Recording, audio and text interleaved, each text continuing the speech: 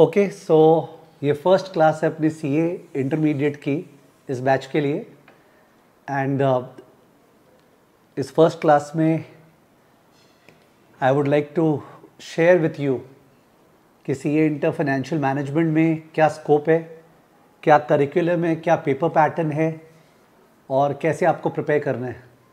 Because ये जो paper number 6 है एफएम और एसएम वो सबसे लास्ट पेपर है and generally high score expect किया जाता है इसके अंदर, बिकॉज एसएम में भी अच्छे मार्क्स मिलते हैं और एफएम में तो खैर स्टूडेंट 50 में से 50 का एम कर सकता है। सो अकॉर्डिंगली मतलब वो अंत भला तो सब भला के कैटेगरी में चला जाता है। Since this is a live class taking place on the app, in case आप लोग कोई ज्वाइन किए हो तो you can please wish me good evening or something so that the audio and the video can be confirmed.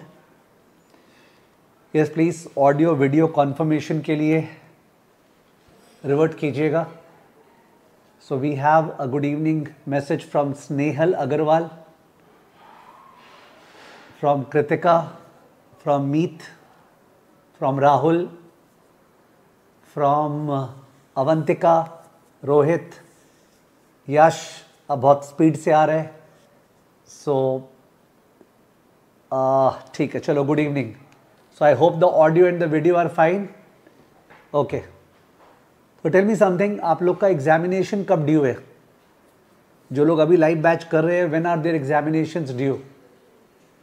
फटाफट reply कीजिएगा, when are your examinations due? Yes, Radhika, Paras, Sumit, Sneha, Lavang. Okay, some people are saying May में due है।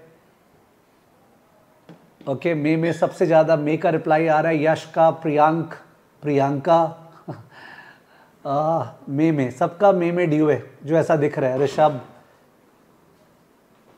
Radhika, Ravi, okay सभी ने May बोला है। Everybody has said may.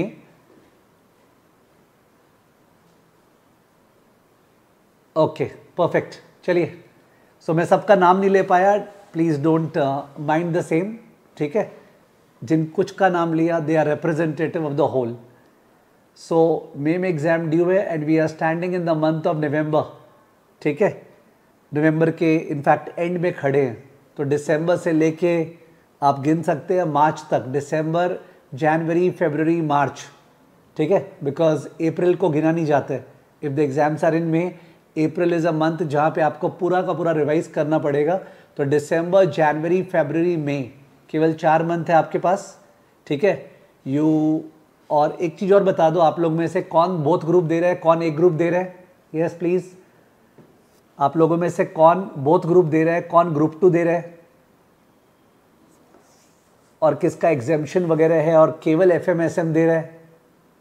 So I can see Snehal says both the group, Rohit says both the group, Namish both the groups, Yash both the groups, Gitika both the groups, Rishabh both the groups, Snehal both the groups, Lavang both the groups, Soumya both the groups. Okay, तब तो double stress आ जाता है। तो मैंने मेरी language में, since I am a financial person, मैं treat करता हूँ कि आपके लिए एक पोर्टफोलियो है, portfolio in which there are 6 subjects. Okay, तो 6 सब्जेक्ट्स का एक पोर्टफोलियो है और इस पोर्टफोलियो में एक पर्टिकुलर स्टॉक है, ओके, जिसका नाम है एफएमएसएम, ठीक है। और इस एफएमएसएम में से जो एफएम है 50 मार्क्स का, तो in the context of your overall examination I wish कि आपको ये रैंक लाए, इसके कारण आप निकल जाए। अगर कुछ गड़बड़ हो रहा था, ये अपना पूरा कोशिश रहेगा। हाउएवर, इसके लिए प्रेपरेशन का एक स्ट्रैटेजी बनाना पड़ेगा, वो स्ट्रैटेजी का अपने बात कर लेंगे। If I consider logical date ये सब बातें अपने क्लास के बाद करें towards the end of the class. अभी कुछ टॉपिक से स्टार्ट करते हैं, ठीक है ना। अभी कुछ टॉपिक से स्टार्ट करते हैं। ओके, तो जो टॉपिक से स्टार्ट कर रहे हैं, that's a very interesting topic, a very sweet topic, a topic which is the favourite of most of the students in the exam, and that is leverage. So leverage जो है वो financing decision के अंदर आता है। Financing का मतलब होता है पैसा उठाना। कंपनीज लोग को बिजनेस चलाने के लिए फंड्स चाहिए ना, तो कुछ तो रिटेन अर्निंग से आ जाता है और कुछ अपने को पैसा रेस करना पड़ता है। वो जो रेस करते हैं वो डेट से रेस करते हैं या इक्विटी से रेस करते हैं। तो in that case financing decision उसी को बोलते हैं सोर्स ऑफ फंड। वो जो सोर्स ऑफ फंड है liability side of the balance sheet, उससे रिलेटेड चैप्टर है leverage.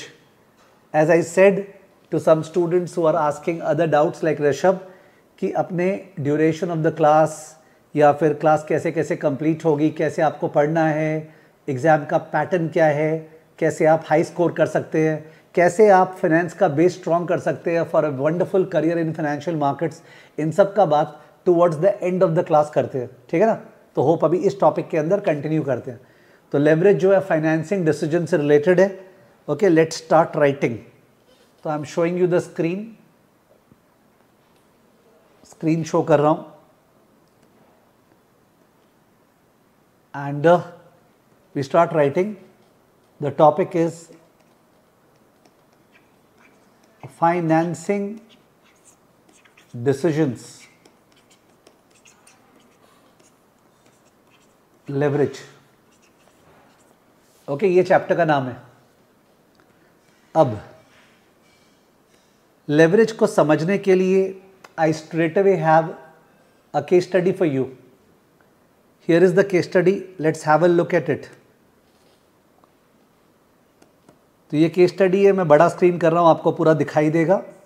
Yes, XYZ corporation sold 10,000 units of its product during the fiscal year. The following information is available. Selling price per unit $50, variable cost per unit $30। Dollars हो या रुपये हो, doesn't matter, आप currency सोचो। तो 50 minus 30 को क्या बोलते हैं ये तो आप लोग को पता होगा। Selling price minus variable cost क्या होता है, आई एम श्योर आप लोग को पता होगा। Can I have it from you please. Selling price 50, variable cost 30। तो selling price minus variable cost, या that is contribution per unit $20 per unit. Okay, dollars पे ध्यान नहीं दे रहे तो 20 पर यूनिट। 20 इंटू 10,000, 2 लाख का कॉन्ट्रीब्यूशन है।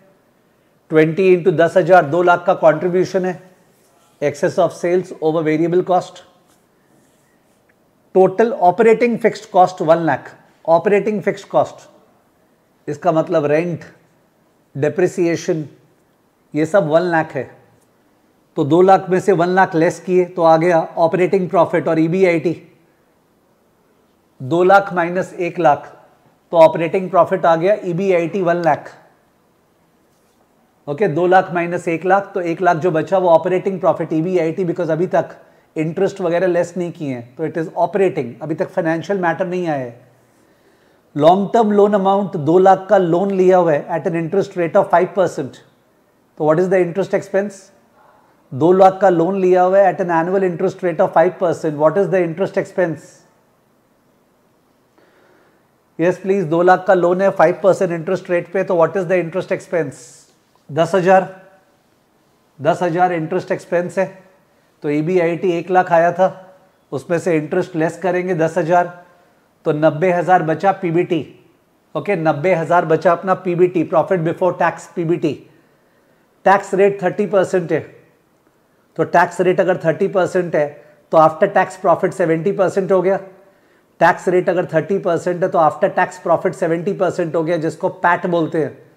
तो पैट इज 90,000 का 70%, 90,000 का 70%, यस 63,000, यस 63,000। ये सब आप लोग का फिगर्स है जो स्क्रीन पे देख के मैं बोल रहा हूँ। तो 63,000 is the profit after tax. Since यहाँ पे कोई प्रेफरेंस है नहीं तो 63,000 इज इक्विटी अर्निंग्स। ये आप में से कई जन का हैबिट होता है, आप लोग इसको पाफेश बोलते हो, profit available for equity share holders, PAFESH. ये क्या पता प्रेफरेंस शेयर होल्डर्स भी हों, पर यहाँ पे तो है नहीं, तो जो पैट है वही पाफेश है 63,000। ठीक है, तो profit available for equity share holders PAT 63,000। तो बोला है prepare a multi step income statement for XYZ corporation for the fiscal year ended December 31st। Calculate the following. और नंबर ऑफ शेयर्स भी दिया हुआ था, ध्यान नहीं दिया मैं, 1575। तो 63,000 divide by 1575, yes Prasad, 63,000 divide by 1575, EPS आ गया। यश ने बोला, प्रसाद ने बोला। Earnings per share 40, earnings per share 40, profit after tax divided by number of shares, earning per share is 40, okay, EPS is 40। तो बोल रहा है अपने को इनकम स्टेटमेंट दिखाना है, ठीक है, तो इनकम स्टेटमेंट दिखाना है। तो इन दैट केस ये इनकम स्टेटमेंट अपना बन गया। चलो फटाफट दिखा देते एक बार इनकम स्टेटमेंट। तो here we have the income statement. मैं डेकोरेट नहीं कर रहा हूं। रेवेन्यू, तो it was 10,000 units at the rate of 50, which was 5 lakh, less variable cost, it was 10,000 at the rate of क्या था 30, which is 3 lakh. So we get contribution A, B, this is A minus B contribution, we get 2 lakh.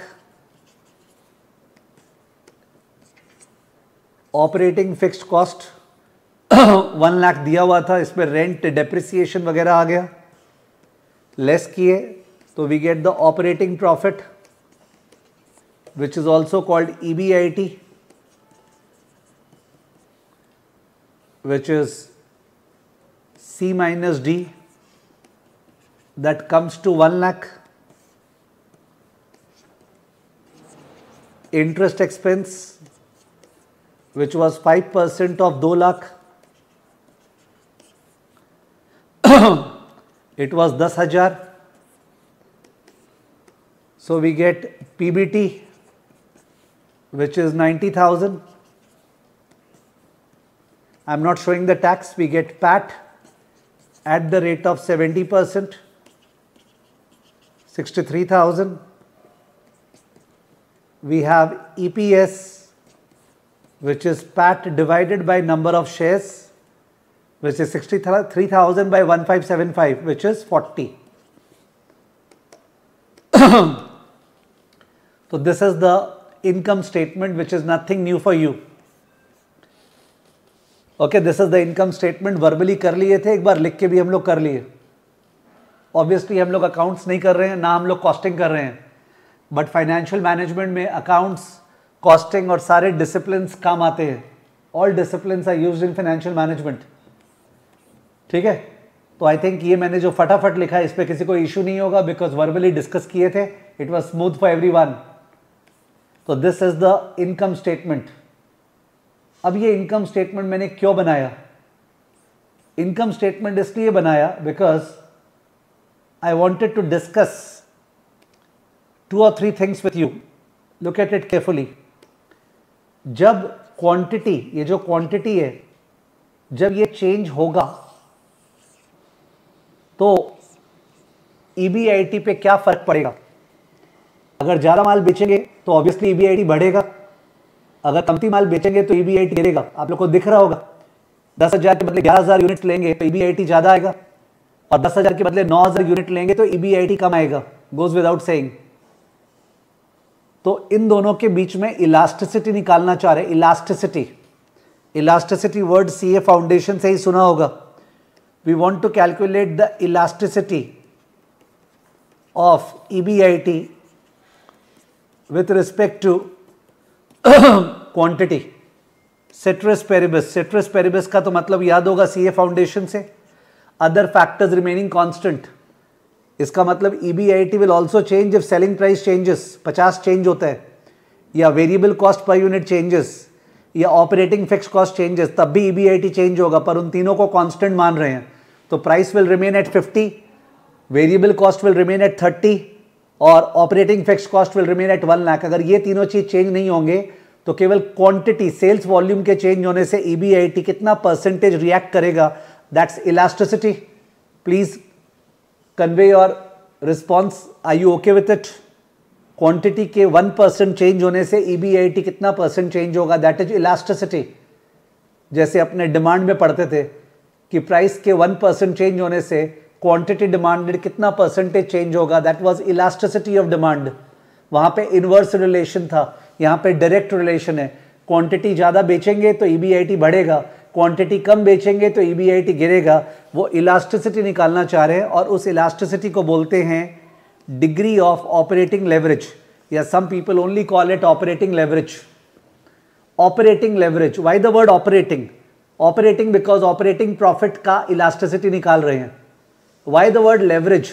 Leverage because you will find that अगर quantity change होगा तो EBIT ज़्यादा percent से भागने वाला है। माने क्वांटिटी के 1% चेंज से ईबीआईटी 1% नहीं 2-3% चेंज होने वाला है, तो देयर इज अ लेवरेज का इफेक्ट। ओके, तो in that case it's a good thing और अ बैड थिंग? क्वांटिटी के भागने से ईबीआईटी ज़्यादा परसेंटेज चेंज होगा, इट्स अ गुड थिंग और a bad thing? It's a good thing और अ बैड थिंग? ऋषभ बोल रहा है गुड थिंग। मैंने पूछा क्वांटिटी के चेंज होने से ईबीआईटी ज़्यादा परसेंटेज से चेंज होगा, इट्स अ गुड थिंग और a bad thing? Rishabh is saying it's a good thing, Rohit is saying it's a good thing. ध्यान रखिए मैंने चेंज वर्ड बोला था, तो ऐसा भी तो हो सकता है कि क्वांटिटी 2-4% गिरेगा और ईबीआईटी जो है वो 7-8% गिरेगा। क्वांटिटी से 1% फॉल करेगा और ईबीआईटी 4% फॉल करेगा, देन इट्स गुड और बैड? अगर क्वांटिटी गिरता है तो ईबीआईटी और जोर से गिरेगा, तब तो बैड है, और क्वांटिटी बढ़ता है तो ईबीआईटी जोर से बढ़ेगा, तो इट्स गुड। तो इन दैट केस फाइनेंस में जो वॉलेटिलिटी है उसको रिस्क बोलते हैं। तो लेवरेज का मतलब है it's a double aged sword, दो धारी तलवार। अगर आपके फेवर में एक्ट किया it will make good outcomes great, और अगर आपके अगेंस्ट में एक्ट किया it will make bad outcomes अगली, डिजास्ट्रस। तो अगर गुड आउटकम्स हो गया, क्वांटिटी बढ़ गया, तब तो मजेदार रूप से ईबीआईटी को बढ़ाएगा, पर क्वांटिटी गिर गया तो बहुत ही बुरी तरह से ईबीआईटी को गिराएगा। That's the leverage, it's the business का रिस्क, धंधे में रिस्क। ओके, इट्स बिजनेस का risk. Next I would like to know कि ये जो क्वांटिटी, ये जो ईबीआईटी चेंज होता है, ईबीआईटी अगर चेंज होता है, if the EBIT changes, so in that case EPS will change. If the EBIT changes, EPS will change, because EBIT change होने के बाद इंटरेस्ट तो चेंज होगा नहीं, वो तो 10 जारी रहेगा। तो EPS will change by higher amount, EBIT को टच करते ही 440 का वोल्ट लगेगा। EPS will change by a higher amount. So we would like to calculate the elasticity of EPS with respect to EBIT, ceteris paribus. I hope ceteris paribus is okay, other factors remaining constant, और इसको हम लोग बोलते हैं degree of financial leverage. काफ़ी बार degree word बोलने में institute को शर्म आता है, we only call it financial leverage, FL। Why financial? Because it has to deal with the level of debt used by the company. जो डेट कंपनी यूज कर रहा है उसके ऊपर डिपेंडेंट है। ओके, अगर डेट नहीं होता, इंटरेस्ट एक्सपेंसेस 0, तो you will find that EBIT 1% change होगा तो ईपीएस भी 1% चेंज होगा। There is no leverage, it's 1 for 1। अगर इंटरेस्ट एक्सपेंस नहीं होता तो I will show you, EBIT अगर 1% चेंज होगा तो ईपीएस भी 1% चेंज होगा, तो लेवरेज का इफेक्ट नहीं है। तो leverage is just 1 for 1, but actually interest होने के कारण ईबीआईटी के चेंज होने से ईपीएस ज्यादा परसेंटेज रिएक्ट करेगा, 2 या 3%। तो that's called financial leverage, the effect of debt, it is the financial risk in the company. And जाहिर है, to complete the story we would like to run right from the top to the bottom, which means red से दिखा रहा हूं, quantity के change होने से EPS change होगा, क्वांटिटी के चेंज होने से ईपीएस चेंज होगा। ओके, तो elasticity of EPS with respect to Q, elasticity of EPS with respect to Q, elasticity of EPS with respect to quantity, ठीक है, this is called combined leverage, DCL। हम लोग तो इसको DTL पढ़ते थे, degree of total leverage, but institute combined leverage word ज्यादा use करता है, टोटल लेवरेज ही बोल सकते हैं, कंबाइंड लेवरेज और total leverage, and you will find this is equal to OL into FL, OL into FL, OL into FL। मतलब एक बार नंबर्स के साथ बोल रहा हूं, ध्यान दीजिएगा, अगर क्वांटिटी के चेंज होने से EBIT 2% चेंज होता है, लेवरेज 2 है, और EBIT के चेंज होने से EPS 3% चेंज होता है, लेवरेज 3 है, तो जाहिर है क्वांटिटी के चेंज होने से EPS 2 इंटू 3 6% चेंज होगा, गोज विदाउट सेइंग। अगर क्वांटिटी के 1% चेंज होने से EBIT 2% चेंज होता है और EBIT के 1% चेंज होने से EPS 3% चेंज होता है, तो ऑब्वियसली क्वांटिटी के 1% चेंज होने से EPS 2 इंटू 3 6% चेंज होगा ना, that 6% is combined leverage. Okay, combined leverage OL into FL, OL into FL। तो चैप्टर लेवरेज है, और लेवरेज में ये लोग ये सिखाना चाह रहे हैं कि जो ऑपरेटिंग फिक्स्ड कॉस्ट है, ऑपरेटिंग फिक्स्ड कॉस्ट, ये जो 1 लाख था ना ऑपरेटिंग फिक्स्ड कॉस्ट, रेड में मार्क कर रहा हूं, ये ऑपरेटिंग फिक्स्ड कॉस्ट की वजह से जब कंपनी का क्वांटिटी चेंज हो रहा है, रेवेन्यू भाग रहा है, तो ऑपरेटिंग फिक्स्ड कॉस्ट तो नहीं भाग रहा है, वो तो कांस्टेंट है, इसकी वजह से EBIT में जबरदस्त चेंज आएगा। That's the source of operating leverage. तो ऑपरेटिंग लेवरेज का रीजन क्या है? Operating fixed cost. जिस कंपनी में जितना ज्यादा ऑपरेटिंग फिक्स्ड कॉस्ट है उसका उतना ज्यादा इलास्टिसिटी होगा। एंड फाइनेंशियल लेवरेज का रीजन है डेट, इंटरेस्ट एक्सपेंस। जिस कंपनी में जितना ज्यादा इंटरेस्ट एक्सपेंस है उतना ज्यादा EBIT के चेंज होने से EPS चेंज होगा। ओके, और कंबाइंड लेवरेज ये दिखाता है जिस कंपनी में टोटल फिक्स्ड कॉस्ट यानी operating fixed cost and financial fixed cost ये दोनों ज्यादा है, उसका क्वांटिटी के चेंज होने से EPS जोर से रिएक्ट करेगा।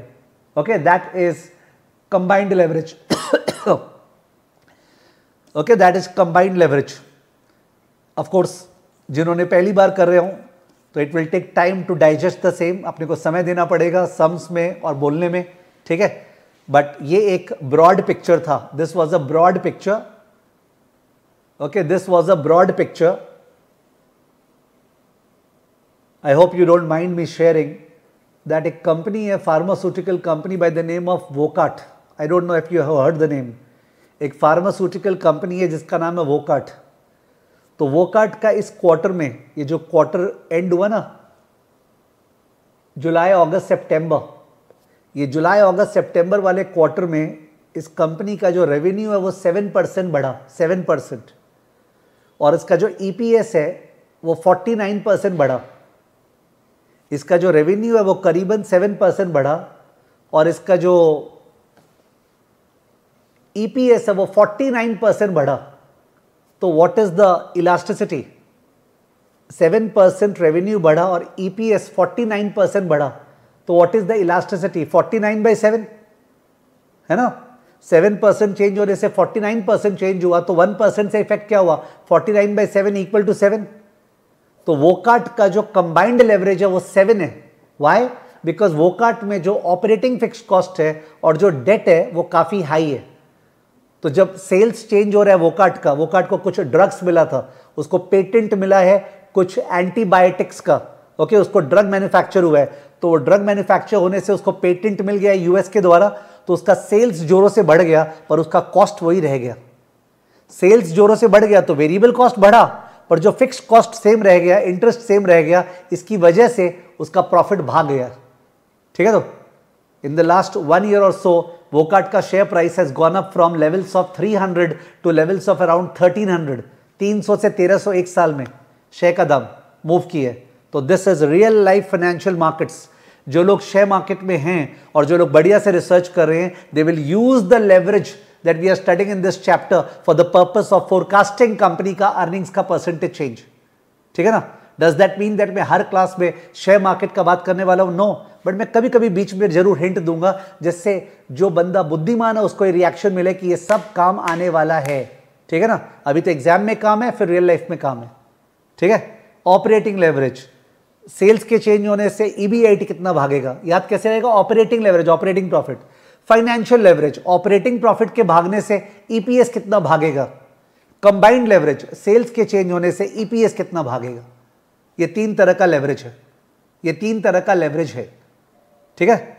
टेल मी, प्राइमा फेशिया जो होता है ना कि कुछ समझ में आया, can we say that? Because मैं कंसेप्चुअली पढ़ा रहा था, अभी तो कोई फॉर्मूला नहीं की है। You will have to acknowledge, अभी तक कोई भी फॉर्मूला नहीं की है। We have not done a single formula till now. Okay, अपने कोई भी फॉर्मूला नहीं किए हैं। वेरी गुड, चलिए बहुत बढ़िया। तो उस केस में let's come back to the stuff. तो मैं वापस से स्क्रीन पे जा रहा हूं बिकॉज कुछ लिख रहा हूं। ओके, तो I am going back to the screen and screen पे जाके I am going to the next question. तो नेक्स्ट क्वेश्चन जो मैंने डिजाइन किया है वो है फर्स्ट वाला सिनेरियो। देखिएगा, the first scenario, sales volume increase scenario, sales volume increase scenario. थोड़ा सा और बड़ा करने का स्कोप है। Yes, sales volume increase scenario.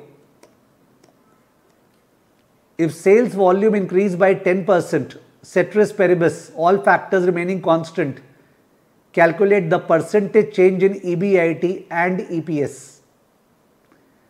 तो सेल्स अगर 10% बढ़ेगा तो EBIT कितना परसेंट बढ़ेगा और EPS कितना परसेंट बढ़ेगा, ये अपने को बताना है। ये अपने निकाल रहे हैं, ठीक है। पहले वर्बली निकाल लें फिर लिख के। तो ये अपना PL अकाउंट था। इसमें अगर सेल्स 10% बढ़ेगा यानी कि 1000 क्वांटिटी बढ़ेगा, 1000 क्वांटिटी, 1000 क्वांटिटी, तो कंट्रीब्यूशन 20 इंटू 1000, 20,000 बढ़ेगा। आई ओके? सेल्स अगर 10% बढ़ेगा तो मैं 11,000 यूज नहीं कर रहा हूं, मैं चेंज यूज कर रहा हूं 1000। तो 1000 इंटू 20, 20,000 से कंट्रीब्यूशन बढ़ेगा, फिक्स कॉस्ट सेम रहेगा, तो EBIT 20,000 बढ़ेगा। मैंने सही बोला क्या? EBIT 20,000 बढ़ेगा, मैंने सही बोला क्या? क्वांटिटी अगर 10% ऑफ 10,000, 1000 यूनिट बढ़ता है तो कंट्रीब्यूशन पर यूनिट तो 20 रुपये है ना, 50 माइनस 30, तो 20 इंटू 1000, 20,000 से कंट्रीब्यूशन बढ़ेगा। और सर फिक्स कॉस्ट सेम है तो EBIT 20,000 से बढ़ेगा। Is it fine? Please tell. Is it fine कि EBIT 20,000 बढ़ेगा? Is it fine? EBIT 20,000 बढ़ेगा? Is it fine? Very good, everybody has said yes. तो EBIT था कितना? 1 लाख। EBIT 1 लाख था, तो EBIT अगर 1 लाख था और 20,000 बढ़ेगा तो कितना परसेंट बढ़ा? 20%। EBIT 1 लाख था और अगर वो 20,000 बढ़ेगा तो परसेंटेज चेंज क्या हुआ? 20%। Percentage change 20%। तो इसका मतलब 20% से EBIT बढ़ा और सेल्स कितना बढ़ा था? 10%। तो अगर 10% सेल्स के बढ़ने से इफेक्ट 20% का है तो इलास्टिसिटी कितना हो गया? 20/10 इक्वल टू 2। अगर 10% का इफेक्ट 20% है तो इलास्टिसिटी क्या हो गया? 20/10 इज इक्वल टू 2। तो इससे अपना ऑपरेटिंग लेवरेज 2 आ गया। ऑपरेटिंग लेवरेज 2 आ गया। क्या आ गया? 2। ऑपरेटिंग लेवरेज अपना 2 आ गया, 2। ठीक है ना? एक बार क्वेश्चन का टोन देखते हैं आगे। नहीं, टोन नहीं, पहले का कंप्लीट करते हैं। अब अपना EBIT जो है 20,000 बढ़ा है, ध्यान रखना। इंटरेस्ट एक्सपेंस सेम है, वो 10,000 ही है, तो इन दैट केस वो चेंज नहीं हुआ है। तो PBT 20,000 बढ़ा है, PBT 20,000 बढ़ा है, और PBT 20,000 बढ़ा है तो 20,000 का 70%, 20,000 का 70%, पैट 14,000 बढ़ा है। Is it okay? 20,000 का 70%, पैट 14,000 बढ़ा है। टेल मी यस और नो। पैट 14,000 बढ़ा है, 14,000, यस और नो? पैट 14,000 बढ़ा है, यस और नो? पैट 14,000 बढ़ा है, यस और नो? Very good. तो पैट अगर 14,000 बढ़ा है तो EPS 14,000 divided by 1575। Can you tell me? 14,000 divide by 1575। Request please. 14,000 divide by 1575। 1575 number of shares था। 14,000 डिवाइड बाय 1575 बताइए। 8.8888 रेकरिंग, 8.8888 रेकरिंग। तो EPS 8.8888 रेकरिंग, तो डिवाइड बाय 40 इंटू 100, EPS कितना परसेंटेज बढ़ा है? 8.8888 recurring divide by 40 into 100। What is the percentage increase in EPS? What is the percentage increase in EPS? वैसे तो PAT में जितना परसेंटेज चेंज हुआ है EPS में उतना ही परसेंटेज चेंज होगा। 22.22%, 22.22%. Everybody is telling me 22.22%. 22.22% है क्या? Is it 22.22%? जैसे पैट का निकाले तो 14,000 बाय 63,000 क्या आ रहा है? 14 bye 63, 14 divide by 63 into 100. Yes, it's 22.22%. 22.22%. तो अपना सेल्स बढ़ा था 10%, ईपीएस बढ़ा है 22.22%. सेल्स बढ़ा था 10%, ईपीएस बढ़ा है 22.22%. ठीक है, तो इन दैट केस इलास्टिसिटी क्या हो गया? 22.22 divide by 10, 22.22 divide by 10, 22.22 divide by 10 equal to 2.22. 2.22 is the elasticity. 22.22 divided by 10, elasticity of EPS with respect to quantity is 2.22. ठीक है, that is combined leverage. What is that? Combined leverage. Combined leverage is 2.22. तो आप लोग का operating leverage आ गया 2 और combined leverage आ गया 2.22. ठीक है, बैक कैलकुलेशन से निकालोगे तो फाइनेंशियल लेवरेज क्या होगा? देखो ये तुम्हारा आ गया 2.22, ये वाला 2.22 और ये आया था 2, तो फाइनेंशियल लेवरेज क्या होगा? डिवाइड कर दो, 2.22 डिवाइड बाय 2. यस प्लीज, 2.22 तो 2 इंटू एफएल है ना. कंबाइंड लेवरेज क्या होता है? Operating leverage into financial leverage. तो फाइनेंशियल लेवरेज क्या होगा? 2.22 divide by 2, 1.11. 1.11 is the financial leverage. 1.11 is the financial leverage because combined is OL into FL. तो FL is combined divided by OL. 1.11. इसको double conformation करें. Double conformation करने के लिए यहां देखो, याद है क्या ईबीआईटी कितना परसेंटेज बढ़ा था? 20%. ध्यान है क्या? ईबीआईटी 20% बढ़ा था, मेरे ख्याल से याद होगा. और ईपीएस कितना बढ़ा है? 22.22%. तो ईबीआईटी के 20% बढ़ने से ईपीएस 22.22% बढ़ा है. तो इलास्टिसिटी क्या है? 22.22 divide bye 20, 22.22 divide bye 20. Elasticity of EPS with respect to EBIT, 22.22 divided by 20, okay, which is 1.11. Financial leverage 1.11, financial leverage 1.11. और ये हमने कोई भी फॉर्मूला अभी तक नहीं यूज किया, ये मानना पड़ेगा सबको. अभी तक कोई भी फॉर्मूला यूज नहीं हुआ है, एक सिंगल फॉर्मूला यूज नहीं हुआ है. There is no formula which has been used. ठीक है, तो no formula has been used. So accordingly, question क्या था? If sales volume increased by 10%, all other factors remaining constant, calculate the percentage change in EBIT and EPS. तो हम लोग short में answer कर रहे हैं नंबर ए का. ओके, शॉर्ट में आंसर कर रहे हैं, नंबर ए का शॉर्ट में आंसर कर रहे हैं. नंबर ए का आप कॉपी में कीजिए. क्वेश्चन नंबर 2 का ए शॉर्ट में answer. Contribution per unit equal to 50 minus 30 equal to 20. Increase in quantity equal to 10% of 10,000 equal to 1,000 units.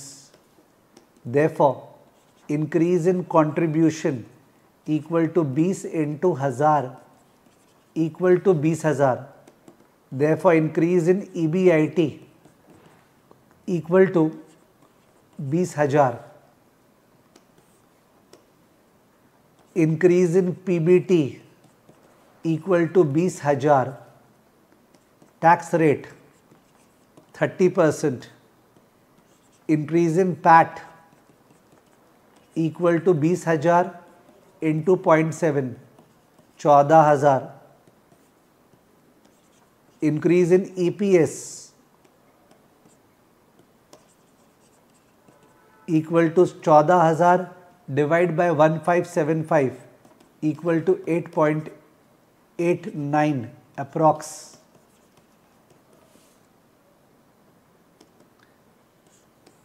तो ये मैंने शॉर्टकट में सॉल्यूशन किया है। ओके, रिमेंबर अपने मल्टीपल चॉइस एग्जाम भी पेपर में है, 30% मल्टीपल चॉइस है, 70% डिस्क्रिप्टिव है, समझ गए? तो you have to focus on doing verbal short calculations also, और ये तो एकदम ईजी है।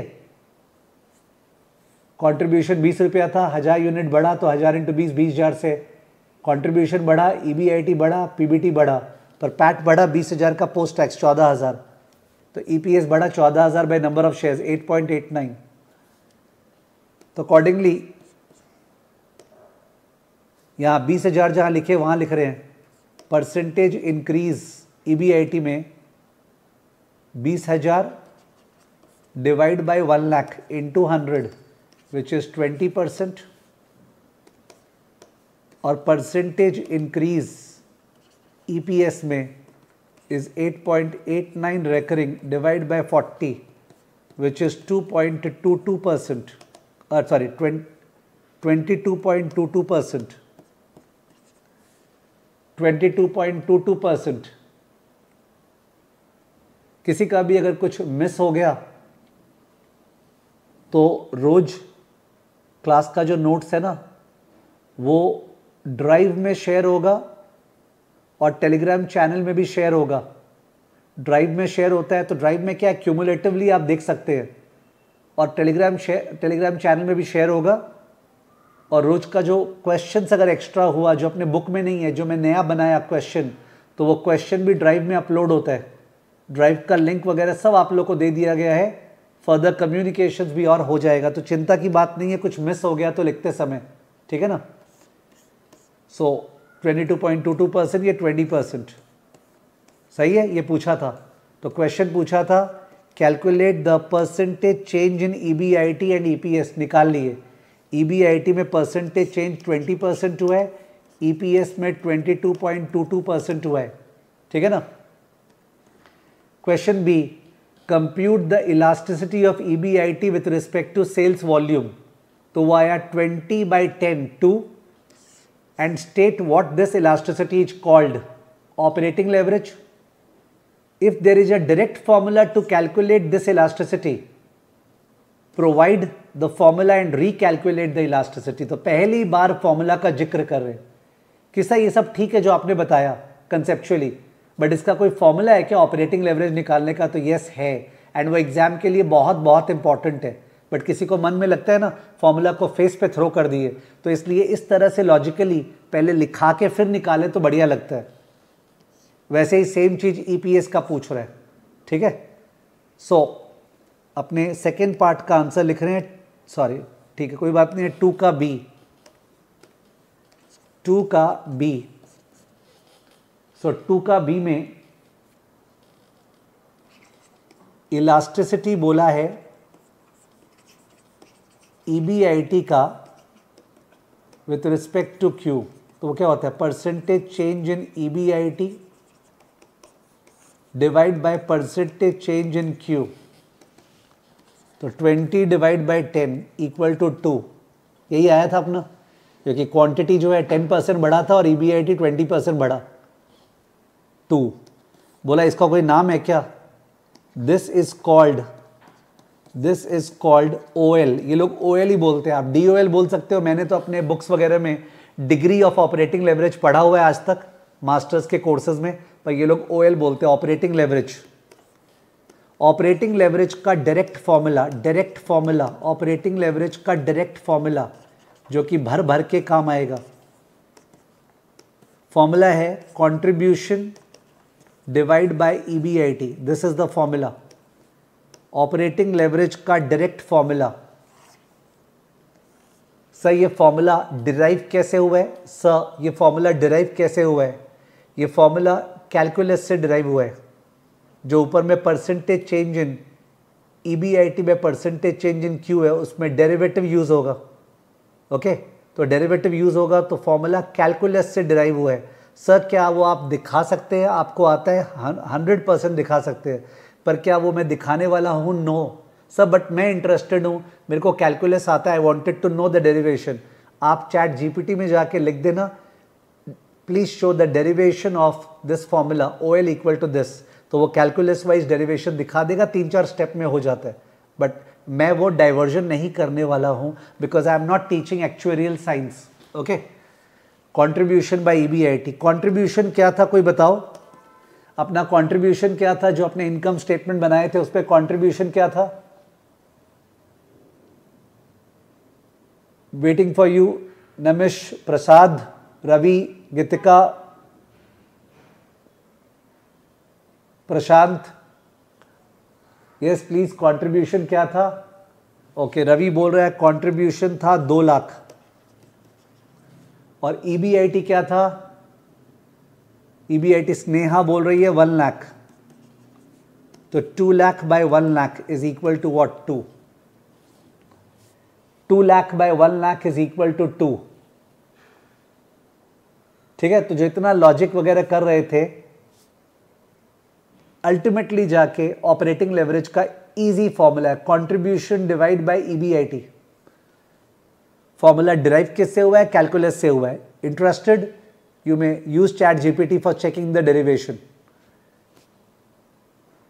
2 lakh by 1 lakh equal to 2। ठीक है, तो ये है ऑपरेटिंग लेवरेज, रिकन्फर्म हो गया। क्वेश्चन नंबर 2C बोला था elasticity of EPS with respect to Q. तो परसेंटेज चेंज इन ईपीएस का परसेंटेज 22.22% आया, divide by percentage change in Q जो कि 10% था। तो 22.22 डिवाइड बाय 10, तो अपना आंसर 2.22 आया था। 2.22 आया था। और इसको अपने कंबाइंड लेवरेज बोलते हैं। This is called combined leverage. वैसे तो डीसीएल बोलना चाहिए, degree of combined leverage, CL और डीसीएल। और ये कंबाइंड लेवरेज का डायरेक्ट फॉर्मूला है क्या? यस, डायरेक्ट फॉर्मूला है। Combined leverage is contribution divide by PBT. Contribution divide by PBT, important. This formula allowed only when preference dividend equal to 0. Preference dividend अगर नहीं है तो ये फॉर्मूला होता है। अगर सब में प्रेफरेंस कैपिटल है तो फॉर्मूला चेंज होता है, उसका बाद में बात कर लेंगे, डोंट वरी, अभी तो स्टार्ट किए। This formula is allowed only when preference dividend equal to 0। तो आपके लिए फॉर्मूला याद करना आसान है। ऊपर में कंट्रीब्यूशन है, ऊपर में कंट्रीब्यूशन है, नीचे में ईबीआईटी क्यों था? बिकॉज ऑपरेटिंग लेवरेज में ऑपरेटिंग फिक्स कॉस्ट से मतलब है, तो कंट्रीब्यूशन में से ऑपरेटिंग फिक्स कॉस्ट लेस कर दिए तो क्या आ गया? ईबीआईटी। पर जो कंबाइंड लेवरेज है उसमें तो ऑपरेटिंग और फाइनेंशियल दोनों फिक्स कॉस्ट से मतलब है, तो कंट्रीब्यूशन में से दोनों फिक्स कॉस्ट लेस कर दिए तो क्या आ गया? PBT. Okay, contribution by PBT. ये जस्ट याद करने का तरीका जिसको हेल्प करता है।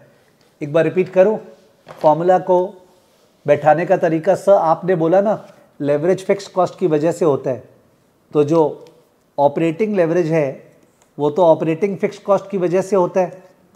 तो फॉर्मूला में ऊपर कंट्रीब्यूशन लिया और नीचे में क्या किया? कंट्रीब्यूशन में से फिक्स कॉस्ट लेस कर दिया तो ईबीआईटी आ गया, बिकॉज फिक्स कॉस्ट से तो मतलब है। और यहाँ पे कंबाइंड लेवरेज में तो दोनों फिक्स कॉस्ट से मतलब है, ऑपरेटिंग भी और फाइनेंशियल भी। तो कंट्रीब्यूशन में से ऑपरेटिंग फिक्स कॉस्ट और इंटरेस्ट दोनों लेस कर दिया। समझ गए? खैर फिगर्स क्या थे? कंट्रीब्यूशन तो 2 लाख था। प्लीज़ मेरे को बताना पीबीटी क्या था, प्लीज़ बताना पीबीटी क्या था। स्नेहल बोल रही है 90,000 था पीबीटी। तो 2 lakh by 90,000, 2 lakh divide by 90,000। Yes please, 2 lakh by 90,000, 1.1111 recurring. मेरे ख्याल से 1.11 आ रहा है। और यहां पे भी तो वही आया था ना। यहां क्या हुआ? नहीं सॉरी, 2.22 आ रहा है। मैं आगे चला गया फाइनेंशियल लेवरेज में। 2 लाख डिवाइड बाई 90,000, 2.22। तो 2.22 वेरीफाई हो गया। वो तो फाइनेंशियल लेवरेज जो बाद में निकालेंगे। 2.22, ओके 2.22 फॉर्मूला को बॉक्स में डाल रहा हूँ, जहाँ पे भी फॉर्मूला है फॉर्मूला को बॉक्स में डाल रहा हूँ। तो पूरे क्लास में अभी तक मैंने 2 फॉर्मूला ही किया है, ऑपरेटिंग लेवरेज का formula which was contribution by EBIT और कंबाइंड लेवरेज का formula which is contribution by PBT, contribution by PBT।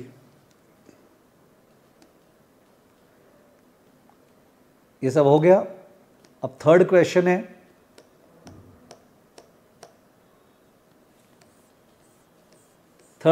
है, EBIT का increase scenario. If EBIT goes up by 5%, अगर EBIT शायद अपना 1 लाख था, तो EBIT अगर 5% बढ़ता है, मैंने 5,000 बढ़ता है, EBIT 5%, 1 लाख था आई एम श्योर, तो EBIT अगर 5% बढ़ता है, 5,000 बढ़ता है, सेट्रस पेरिबस, तो what is the percentage increase in EPS? तो EPS कितना % बढ़ेगा? तो देखिए इनकम स्टेटमेंट। तो ये जो इनकम स्टेटमेंट है, इस इनकम स्टेटमेंट में जहाँ मैं रेड दिखा रहा हूँ वहाँ पे देखना, ये जो EBIT है ये 1 लाख था, और ये 1 लाख जो है अगर वो 5% बढ़ता है, मैंने 5,000 बढ़ा, पर इंटरेस्ट तो सेम रह गया, तो PBT भी 5,000 बढ़ा, और PBT 5,000 बढ़ा और 70% टैक्स रेट है, तो पैट जो है 5,000 का 70%, 3,500 बढ़ा। पैट 5,000 का 70%, 3,500 बढ़ा, और अगर पैट 3,500 बढ़ा तो EPS 3,500 डिवाइड बाय 1575, बताओगे? 3,500 divide by 1575 please, 3,500 divide by 1575, 3,500 divide by 1575, मेरे पास भी कैलकुलेटर है। 3,500 डिवाइड बाय 1575, 2.22% बढ़ा, 2.22%, तो ये 2.22% EPS बढ़ा, 2.22%, सॉरी 2.22 रुपीज, 2.22%, 2.22 EPS बढ़ा, तो EPS कितना परसेंटेज बढ़ा? 2.22 by 40, 2.22 divide by 40, percentage change निकालो, 2.22 by 40 into 100, 2.22 by 40 into 100, 5.55%, 56%, 5.56% recurring, वैसे 5.555555 आ रहा है, ओके 5.55% recurring, 5.55% recurring, तो EBIT के 5% बढ़ने से EPS 5.55% बढ़ रहा है, EBIT के 5% बढ़ने से EPS 5.55% बढ़ रहा है। इसका मतलब जो अपना फाइनेंशियल लेवरेज है, इलास्टिसिटी, वो हो गया 5.55 बाई 5 विच इज 1.11। वही पूछ रहा है वो, calculate the percentage change in EPS।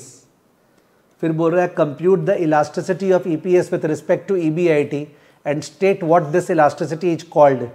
If there is a direct formula to calculate this elasticity, provide the formula and recalculate the elasticity. तो अपने वहीं पे निकाल ले, यहीं पे निकाल लेते हैं। तो हम लोग का सॉल्यूशन है कौन सा? 3 का A, increase in EBIT equal to 5% of 1 lakh equal to 5,000, therefore increase in PBT equal to 5,000, tax rate 30%, therefore increase in PAT equal to 5,000 का 70%, 3,500, therefore increase in EPS 3,500 divide by 1575, 2.22, therefore percentage increase in EPS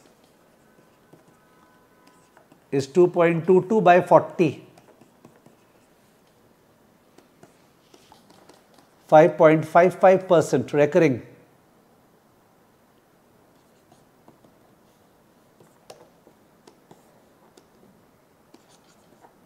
therefore elasticity of EPS with respect to EBIT is equal to 5.55 recurring divided by 5.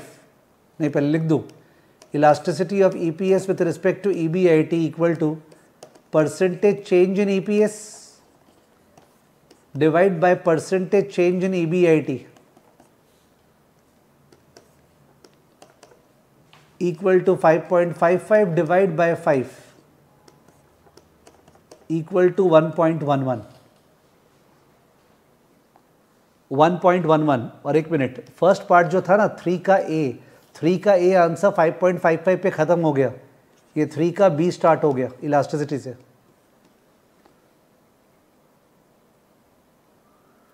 ये 3 का B start हो गया था elasticity जो निकालना था। What is called, this is called financial leverage, degree of financial leverage. Financial leverage का direct formula है क्या? हाँ है, EBIT divide by PBT।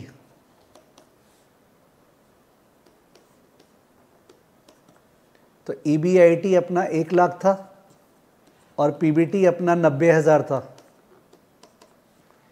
EBIT by PBT, EBIT 1 lakh था, PBT 90,000 था, तो इट इज 1.11। तो लॉजिक से 1.11 आया, फॉर्मूला से 1.11 आया। जहां भी फॉर्मूला है मैंने उसको बॉक्स में डाल दिए। Operating leverage, combined leverage, financial leverage 1.11। और ये जो फॉर्मूला है फिर से ये तभी अलाउड है, allowed only when preference dividend equal to 0। अगर प्रेफरेंस डिविडेंड हुआ तो ये फॉर्मूला चेंज होगा। Allowed only when preference dividend equal to 0। कैसे चेंज होगा? We will do it, don't worry. allowed only when preference dividend equal to 0. Allowed only when preference dividend equal to 0.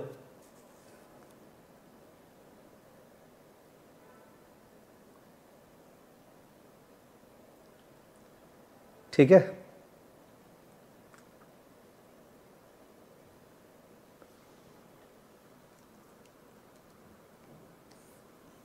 सो बीच में Snehal was asking या somebody was asking कि sir इस तरह से exam में direct पूछता है क्या? ये डायरेक्ट कहाँ हुआ? ये तो बहुत ही कंसेप्चुअली डिजाइंड क्वेश्चन था। डायरेक्ट तो क्या होता है, फिगर्स दे देता है, बोलता है calculate OL, calculate FL, calculate CL। तो if you wanted to ask कि सर एग्जाम में क्या ऐसे देता है, फिगर्स देता है, बोलता है कैलकुलेट OL, यस। ये तो बहुत ही कंसेप्चुअल था। पहले डेटा दिए, बोले इनकम स्टेटमेंट बनाओ, फिर जाके वहाँ पे बोले चेंज हुआ तो बताओ कितना चेंज होगा, पूरा निकाले हम लोग लॉजिक से, फिर बोले इलास्ट्रेट निकालो, फिर बोले उसका कोई डायरेक्ट फॉर्मूला है क्या? तो एग्जाम में डायरेक्ट देता है वो सब नहीं देता है, देने को दे सकता है, कभी कभी दिया हुआ है। और अभी मल्टीपल चॉइस एग्जाम आ गया तो स्टूडेंट को डायरेक्ट सोचना पड़ेगा कि शॉर्टकट से कैसे करे वगैरह वगैरह। तो लेवरेज का मतलब होता है रिस्क, लेवरेज का मतलब होता है रिस्क। किसका रिस्क? EBIT का रिस्क इज ऑपरेटिंग लेवरेज और EPS का रिस्क इज कंबाइंड या फाइनेंशियल लेवरेज, डिपेंडिंग अपॉन किसके कारण बोल रहे हैं। सेल्स के कारण बोल रहे हैं तो कंबाइंड लेवरेज, EBIT के कारण बोल रहे हैं तो फाइनेंशियल लेवरेज। तो तीनों का आपको लेवरेज का इलास्टिसिटी पता होना चाहिए कि क्या इलास्टिसिटी का कॉन्सेप्ट है, और तीनों का फॉर्मूला पता होना चाहिए। फॉर्मूला चिंता नहीं है, करीब 50-100 सम्स हैं, स्टूडेंट कोई भूलता नहीं है। इवन आई शुड नॉट से this word, but even though students who do not study properly, उनको लेवरेज का फॉर्मूला याद रहता है जिंदगी भर।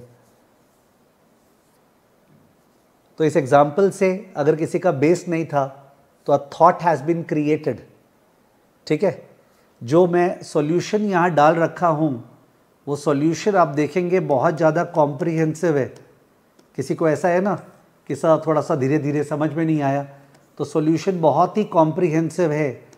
पूरा का पूरा सॉल्यूशन जो है ना वो एकदम हौले हौले डिटेल में दिया हुआ है, जिससे कि आदमी को समझ में आ सके तो solution is very very comprehensive, but आपका जो थॉट प्रोसेस है वो इतना स्लो नहीं होना चाहिए। तो सॉल्यूशन एकदम टान टान के दिया हुआ है, समझ गए? तो दैट इज फॉर अंडरस्टैंडिंग। किसी को बहुत धीरे धीरे समझना हो तो, वो सॉरी दिखा नहीं आप लोग को स्क्रीन, आई मैं सॉल्यूशन दिखा रहा था, वो सॉल्यूशन आपको दिख रहा नहीं था। तो सॉल्यूशन जो है वो बहुत कॉम्प्रिहेंसिव है, वो सॉल्यूशन भी उस ड्राइव पे अपलोडेड रहेगा in case you wanted to see. बहुत ही धीरे धीरे पूरा टान टान के एक स्टेप को दिखा दिखा के जो सॉल्यूशन है, समझ गए? तो that will be shared with you, ठीक है? Don't have to worry about it. यहाँ दिख रहा नहीं होगा, अभी छोटा कर रखा हूँ मैं। सो ये लेवरेज का मेन फंडामेंटल्स था।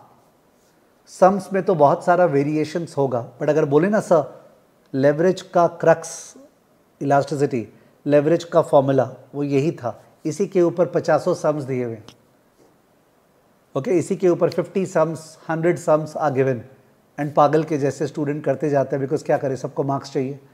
मेरे को लगता है एक सर्टेन पॉइंट के बाद लेवरेज का सम्स को वर्बली करना चाहिए, और आजकल खासकर जब मल्टीपल चॉइस है तो क्यों सारा लिख के करोगे? If you ask me sir, जो डिस्क्रिप्टिव होता है ना उसमें प्रेजेंटेशन का क्या महत्व है? प्रेजेंटेशन ऐसा होना चाहिए कि स्टूडेंट को समझ में आए, एग्जामिनर को, कि तुम क्या कैलकुलेट किया है। जैसे हम लोग ये जो प्रेजेंटेशन दे रहे थे, ना, दिखा रहा हूँ, ये 1 मिनट, परफेक्ट था। There was no problem in this presentation, because ये प्रेजेंटेशन में हम लोग सारा स्टेप्स दिखाए हैं। EBIT 5% बढ़ा, 5% ऑफ 1 लाख, इसलिए PBT 5,000 बढ़ा, टैक्स रेट इतना है तो पैट इतना बढ़ा। This presentation is allowed. हाँ, कोई बोल सकते हैं बहुत सुंदर नहीं है सर, मैं और सजा के करूँगा, दैट्स ओके। आप और सुंदर टेबल में सजा के कर सकते हो, एरो इंक्रीज के बजाय इंक्रीज इन EBIT, बट ये प्रेजेंटेशन चलेगा। प्रेजेंटेशन का मतलब है उसको स्टेप्स दिखना चाहिए, समझ गए? तो दैट इज लेवरेज, ठीक है? I hope it is clear to you. Leverage वाला पार्ट आपको समझ में आया? जो बैठने का बात है ना, सब समझ तो गए, पर वो मैंने प्रैक्टिस चाहिए बैठने के लिए, that's okay, that I am understanding.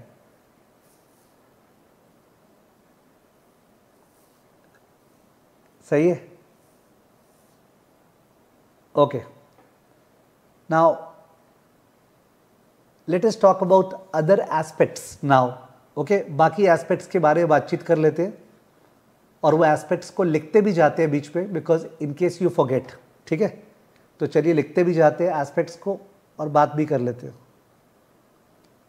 सो अपने खड़े हैं, मान लेते हैं 1 दिसंबर, and your exams are in May. जो लोग बाद में क्लासेस देखेंगे तो मे बी उन लोग को मार्क करना पड़ेगा कि वो लोग खड़े हैं 1 whatever अप्रैल और एग्जाम्स आर इन सितंबर। अपने हिसाब से आप प्लानिंग कर सकते हैं। अभी मैं इसके हिसाब से बोल रहा हूँ, यू कैन अंडरस्टैंड। तो बेसिकली जो पीरियड आपके पास वो है 1 दिसंबर से लेके, मैं तो बोलूँगा 15 मार्च, एंड मार्च भी नहीं बोलूँगा, 15 मार्च ये पीरियड है। This is the period that you have. आपका अदर सब्जेक्ट्स का क्या स्टेटस है वो आप लोग को पता है, एक सर्टेन प्लानिंग आपका चल रहा होगा। अब ये पीरियड में जो FM है उसमें 2 पार्ट्स कर देते हैं। आपको एक तो चलाना चाहिए अलग से FAP, financial analysis and planning. ये रेशियो वाला चैप्टर है, बहुत ही आसान है, इसको सल्टा देना चाहिए, रेशियो वाला चैप्टर। उसके अलावा you should be doing parallelly capital budgeting. ये सबसे बड़ा चैप्टर है, सम्स पे सम्स है, तो इस पर समय लगेगा, इसको साइड में चलाना चाहिए। तो FAP कंप्लीट कर दो पहले, फिर कैप बज को साइड में चलाओ, और साथ में कोई छोटा चैप्टर भी पकड़ लो, जैसे कॉस्ट ऑफ कैपिटल। ओके, इसको पकड़ लो, कॉस्ट ऑफ कैपिटल। तो ये चीज को साइड में आप चलाओ. In fact you should also pickup capital structure. Okay, ये मैंने सीक्वेंस लिख दी है. राइट साइड में मैं लिख रहा हूं कि अपने साथ कौन सा चैप्टर चलाओ. एक है लेवरेज, ये जो अपने चालू किए. एक है डिविडेंड पॉलिसी. एक है लेवरेज, एक है dividend policy. At the same time, sorry, since समय एकदम भी नहीं है, बिकॉज अपना तो क्लास एक सर्टेन स्पीड से ही हो पाएगा ना, तो आपको आगे बढ़ना पड़ेगा. इसके बाद आप चालू कर देना working capital management. Big area, very big area. इसके अंदर बहुत सारे चैप्टर्स है. एक है रिसीवेबल्स मैनेजमेंट, एक है cash management. Receivables management, cash management. वैसे तो इन्वेंट्री मैनेजमेंट भी है, पर इन्वेंट्री मैनेजमेंट तो खैर कॉस्टिंग में हो चुका होता है. तो working capital management, receivables management, inventory management. ठीक है.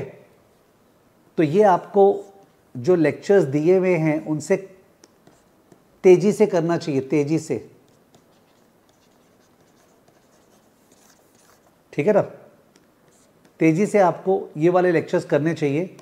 और ये जो है ये आप धीरे धीरे मेरे साथ कर सकते हो. ये धीरे धीरे मेरे साथ कर सकते हो. लेवरेज और डिविडेंड पॉलिसी मेरे साथ. Okay, leverage and dividend policy you can do with me at a slow pace. Okay, leverage and dividend policy. ठीक है. This is how your entire thing should be planned. आपका पूरा का पूरा चीज इस तरह से प्लान में फिट होना चाहिए. बिकॉज अपने जिस पेस में करेंगे उसमें समय लगने वाला है लेवरेज और डिविडेंड पॉलिसी में. ठीक है ना. अब और एक बहुत इंपॉर्टेंट चीज, ये जो ये वाले चैप्टर्स है, ये वाले चैप्टर्स है ना, इन चैप्टर्स में राइट साइड में आ रहा हूं मैं,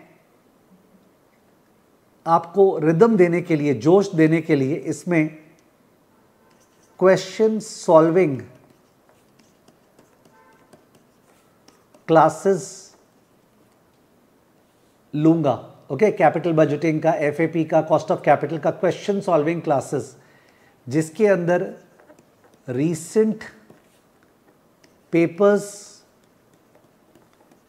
एमटीपी, आरटीपी होगा.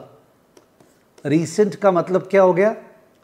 रीसेंट का मतलब हो गया 22, 23, 24, इसको रीसेंट बोल रहा हूं. तो 22 का, 23 का, 24 का I will take the papers MTP, RTP of these chapters in between. तो इससे क्या होगा, इनका भी टच होता रहेगा आपका. Okay, you will be able to get a touch of these in papers का. इसका भी पूरा का पूरा टच आते जाएगा. So that's how our preparation goes. This is how our preparation will go. Class बहुत ज़्यादा लेंदी नहीं होगा. से 7 PM अपने स्टार्ट किए 8:30 PM तक class will end. 7 PM to 8:30 PM. Longer class duration में my throat does not give the support. ठीक है, बिकॉज दिन में ऑलरेडी 2 क्लास हो चुकी है. 7 PM to 8:30 PM. And this is how we move ahead. आपको पेपर पैटर्न शायद पता होगा, बता देता हूं. पेपर पैटर्न, पेपर में MCQ जो है वो 15 मार्क्स का है और डिस्क्रिप्टिव जो है वो 35 मार्क्स का है. ये जो 35 मार्क्स का है, इस पे क्वेश्चन नंबर 1 और 15 marks compulsory.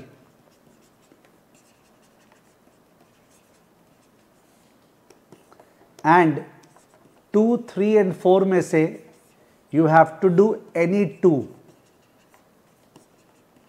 of 10 marks each.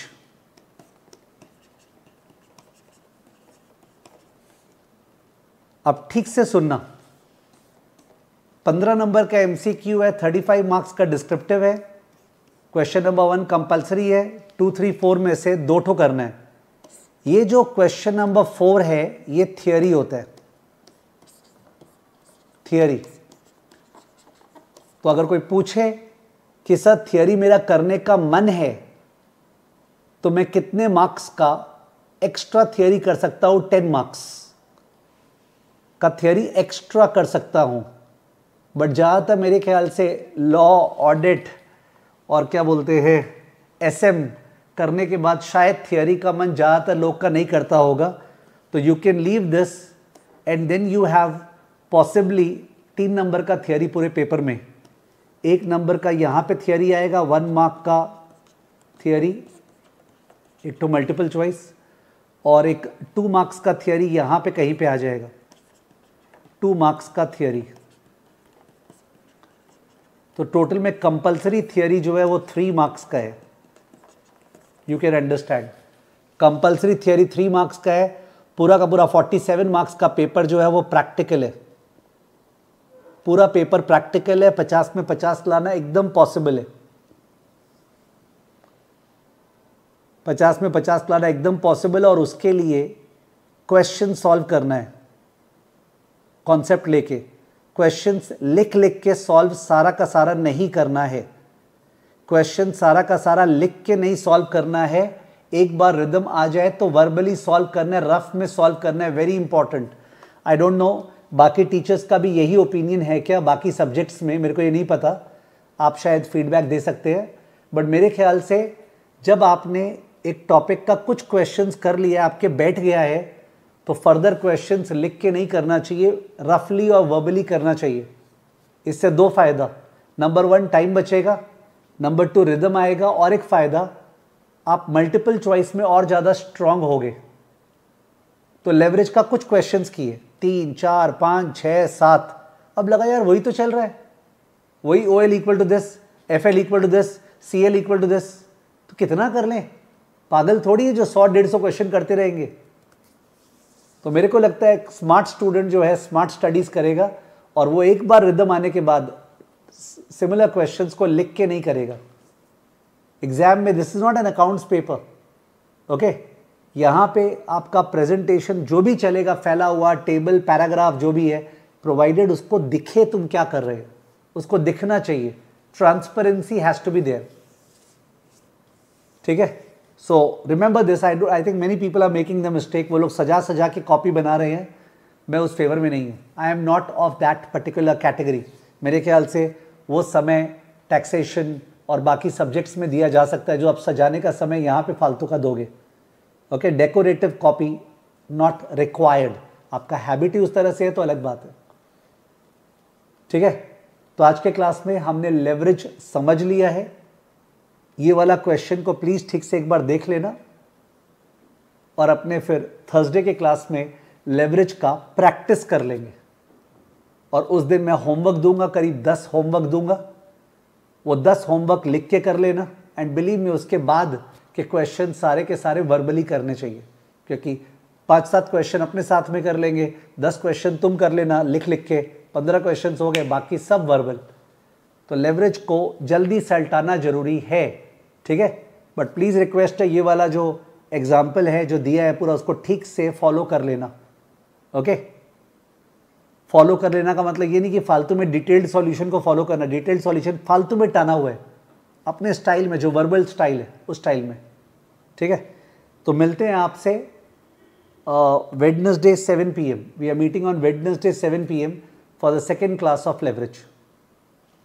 Bye bye for now, thank you. वो तो बोला हुआ है क्लासेस अपना मंडे वेडनेसडे है ना, यही तो बोला हुआ है Rishabh. It is totally communicated before hand. चलिए बाय।